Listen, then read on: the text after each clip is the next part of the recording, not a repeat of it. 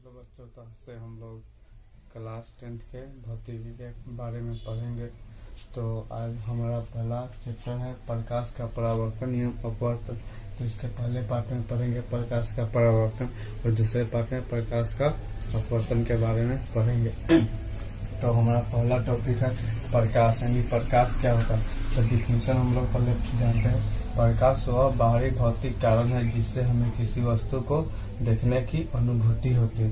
यानी कि जैसे कि मान लीजिए कोई कमरा है तो उसमें कोई प्रकाश नहीं, अंधेरा है। जब हम लोग उसमें जाएंगे तो वहाँ पे कोई लाइट नहीं रहे, प्रकाश नहीं रहे, तो वस्तु हमें दिखाई नहीं दे। अगर हम उसमें लाइट उस पर डालें तो वस्तु दिखाई देगा। इससे हमें पता चलता है कि लाइट के रहने पर हमें कोई वस्तु दिखाई देता है। तो आगे देखते हैं। प्रकाश एक विद्युत चुंबकीय तरंग भी, यानी कि यह एक प्रकार का विद्युत चुंबकीय तरंग भी है जिसको चलने के लिए किसी माध्यम की जरूरत नहीं होती। तो आगे लिखा हुआ है निर्वात तथा हवा में प्रकाश का वेग 3×10⁸ मीटर पर सेकेंड होता है। यानी कि निर्वात में या हवा में 3×10⁸ मीटर पर सेकेंड से चल सकता है। तो अगला हमारा टॉपिक है किरण। तो किरण किसे कहते हैं। तो प्रकाश के गमन पथ की दिशा को किरण कहते हैं। यानी प्रकाश जिस दिशा में चलता है उसके रास्तों को किरण कहा जाता है।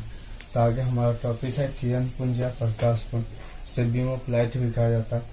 तो यहाँ पे डिफिनीशन है किरणों के समूह को किरण पुंज या प्रकाश पुंज कहते। जब हम बहुत ढेर सारे किरणों को एक साथ मिला दे तो उसके समूह को क्या कहा जाता है, किरण पुंज या प्रकाश पुंज कहा जाता है। तो चलिए इसे आप लोग अपने कॉपी में नोट डाउन कर लीजिए। तो इसके बाद हम लोग आगे पढ़ते हैं।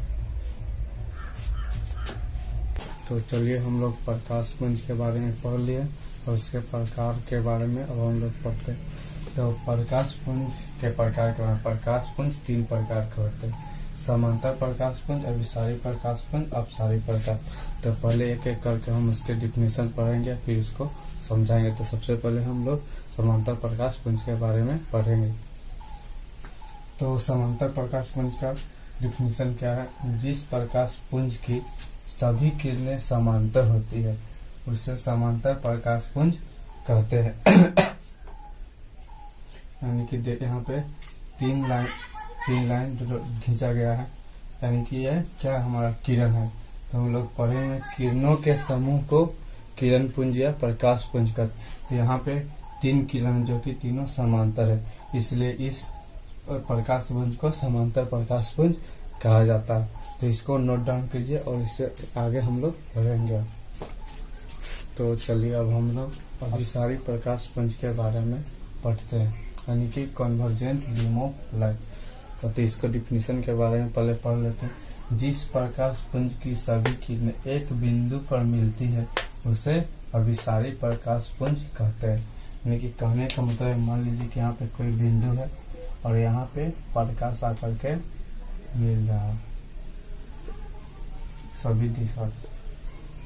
तो यहाँ पे इधर तीर हम लोग कर देंगे यहाँ पे, यानी कि यहाँ पे दिखा रहा है कि प्रकाश पुंज यहाँ से इस दिशा से आकर के एक बिंदु पर मिला है। तो इस प्रकार के प्रकाश पुंज को अभिसारी प्रकाश पुंज कहते हैं। तो यहाँ पे लिखा हुआ इसे संश्रित प्रकाश पुंज भी कहते हैं।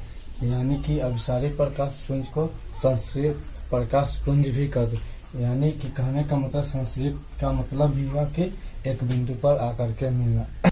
तो आप लोग इसे समझ गए होंगे। तो अब पढ़ते हैं अपसारी प्रकाश पुंज, डाइवर्जेंट बीम ऑफ लाइट। तो यहाँ लिखा हुआ है इसका डिफिनेशन, जिस प्रकाश पुंज की सभी किरण एक बिंदु से निकलकर विभिन्न दिशाओं में फैल जाती है उसे अपसारी प्रकाश पुंज कहते हैं। यानी कहने का मतलब है कि यहाँ पे कोई बिंदु है तो यहाँ से लाइट निकल रही है, यानी प्रकाश, और सभी दिशाओं में फैल जा रही है। यानी कि यह तीर इधर शो कर रहा है कि इस बिंदु से प्रकाश निकल करके चारों दिशा में फैल जा रहा है। तो इस प्रकार के प्रकाश पुंज को अपसारी प्रकाश पुंज कहते हैं, अपसृत प्रकाश पुंज भी कहते हैं।